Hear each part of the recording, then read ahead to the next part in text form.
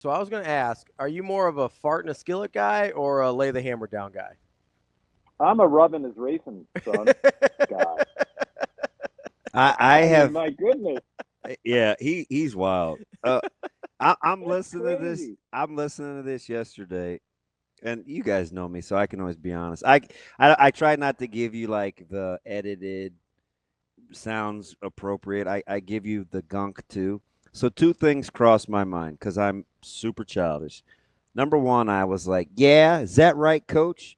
I was good at both." Uh And huh. then my other Hmm. response, AK, was of all the things that people have called me, and of all the times I've been hard on myself or whatever, at no point in 50 years have I ever referred to myself as a fart. I didn't even know adults still use the word fart. I'm like, Yeah. what is a fart in a skillet? It's going to Right. be, it's gonna be poof. That's what he was saying. He's like, "Pff, you're gone." I'm like, Right. so I wasted a good 3 minutes of my life yesterday, AK, trying to envision passing gas in a skillet. I'm like, am I flammable? Am I hot? Like, what is? Yeah, that was your guy yesterday, AK, in Oh all my yeah. glory. Like, and when you look through it, and when you get through it, what he's saying is true though, DB. You above all can understand. Like, there is seriously on a punt return, there are 21 guys running at you. I mean, that's got to be a pretty lonely feeling back there. Oh yeah. But what he says is true. Like, his goal is to get a first down on every punt and kick. Like, get 10 yards and get it going. And I thought the message he's between him and Archie yesterday. I mean, those were the two huge storylines, and it was a really, normally special teams is kind of like a, I don't know, you don't want to say a throwaway day from the media perspective, but yesterday was gold in terms of what we received and what we got in terms of, kind of taking a view behind the curtain. That was pretty amazing, and I could listen to Coach Eckler for a while. You understand why his units are so highly respected and nationally ranked, because you want to play for that guy, right? Yeah, I was hoping we would have given him a little more grace with what he said because he has a proven track record. I thought the reactions to what he was saying was pretty cynical. I had my pouty pants on yesterday, AK, not Well, happy with how he was received. I'll tell you, I just think people gravitate towards the catchy one-liners, and then they say, what's this guy all about? But if you really listen to his message, if you listen to all 21 minutes or whatever it was yesterday, there's some substance behind that, and there's no question the guy knows his stuff, and that's why he was brought here. And speaking about a little interested in, just I understand why people say don't read the comments, because Mm. anything about Archie Wilson, if you see any of the posts or whoever posted, and multiple Mm-hmm. outlets posted his comments, and stay out of the comments. I mean, come on, I people. know. Like, I he just is a don't get it. kid. I just don't get it, I don't man. understand. Like, I don't understand it. Like, the kid is opening his heart. He's wearing his heart out of his sleeve, and I was like, when my girls and my wife says, "Oh my God, that kid from Australia," I am rooting for that kid in the morning. After, I know that strikes a chord, because my girls don't follow this day to day. My wife obviously doesn't care. I mean, she cares enough to know. Oh, I'm She telling. cares. She cares enough about the wins and losses, but she's not in the weeds in terms of the day to day. But when they come down at breakfast, it's my youngest first day of school today, so we were all up early. And when they come down and want to talk to me about what was said at practice yesterday, what strikes a chord. Do you know what I mean? Like, Yeah. when a 18-year-old, now 19-year-old, happy birthday, Archie. When a 19-year-old kid lays it out like that, you're going to root for that kid, and I hope he sets the world on fire with his punts in the next couple of years, because that's easy to root for. I was like, all we're focusing on is this guy can be a weapon. Like, come Yeah, on, yeah, guys. Like, I yeah. know we wanted him to say it differently, but we can certainly control our own responses, right? There was way more in there than that. 100%, 100%. And you know, I just think that the special teams unit has been so, after what had Nebraska fans have gone through in years past, obviously it's a lightning rod issue for Nebraska fans and for other fans who hate Nebraska to go at the content yesterday. It was just, that's where you just kind of say, God, can we get to a game, please? Can we get to a game? Yeah. But you know what? You know what's funny? I'm so stubborn and hard headed. I don't want the easy out of just needing to play a game. I want us to manage our emotions better until we get a game. I know it's not very real. I know it's not realistic, but that's just how I think. Well, and look at the comment. The people who really go after, like look at the names on the avatar.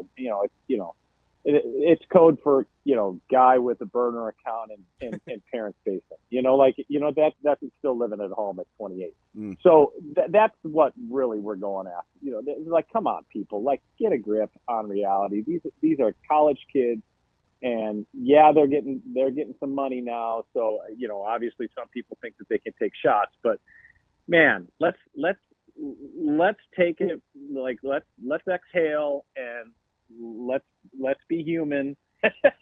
I mean, this is still a kid out there laying it on the line. And this is a guy who's leading his special teams unit with some really, really catchy phrases yesterday. But behind all of that, I think the message is the Nebraska special teams are going to be better. And what we haven't even talked about, guys, is that Nebraska has 3 kickers who can put the ball through the upright, knock on wood. And we haven't even touched that, or the fact that they've got a long snapper that hopefully has cured their ill. I like the 33, 33, 34. Like I might, he should have probably TM'd that one. I'm sure he's not the first to use it, but I do like the breakdown of it, especially as a guy that helps heavily with our special teams at this level, at the high school level. Right. And people don't realize how important the snap is, which is a third, and the hold is, which is another third, and the kick is just 1/3 of the process. Until we're in West Lafayette and we see a thing wobble back there, and we're like, that didn't have a chance. Like, why can't we snap the ball? But then you say you're going to have a good snapper, and it's like, eye roll, just play the game.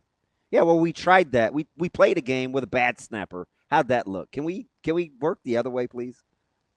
I thought it was interesting, too, to hear Kevin Galick talk about it yesterday, about how he's had the experience of a couple years under his belt, 3 years under his belt, and he wants to be a calming force. You don't normally hear that from a long snapper.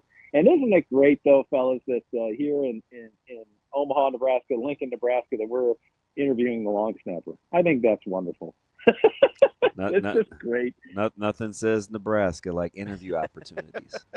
Absolutely. No question. Okay, I'm just saying, if anybody's being mean to Archie, they can come catch these hands. All right? Like, I'm not having it. I'm not here for it. Like, Ravi knows good well he'll get beat up too, but I tell him being tough is just willing to get your ass kicked. That's fine. Like, that's fine. Yeah.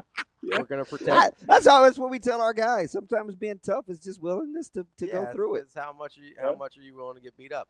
I'm just saying we need to protect Archie at all costs. He's a national treasure. All right, and I'm not here for anybody being mean to Archie. Like, because I know every single one of them at some point, if they ever actually did move away for college, probably cried calling home to their mom at some point, and they weren't halfway around the world. So, like, I'm not here around the world. I'm not here for it. I'm not standing for it, and they will catch these hands. Yeah, like, we're not doing and that. How about the sly comment that maybe slipped under the radar when Eck was saying, if you meet 4 guys in an alley, he wants his head ball coach. Rhule take 3. Yeah, exactly. Rhule will take 3, and I'll take 1.